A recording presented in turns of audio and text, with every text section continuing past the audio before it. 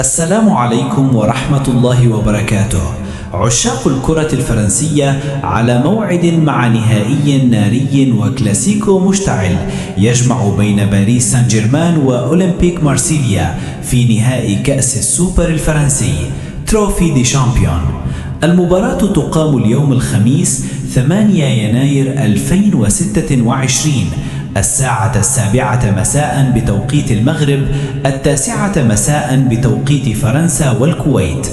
المواجهة ستلعب على ملعب جابر الأحمد الدولي بدولة الكويت.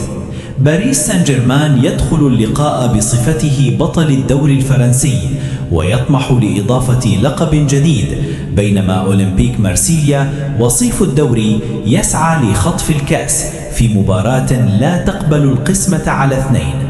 المباراة منقولة عبر قنوات بي إن سبورتس، الناقل الحصري للمسابقات الفرنسية. نهائي رسمي، صراع تاريخي، ولقب على المحك، فمن يحسم السوبر الفرنسي؟ ولا تنسوا الاشتراك في القناة وتفعيل زر الجرس ليصلكم كل جديد. دمتم بخير.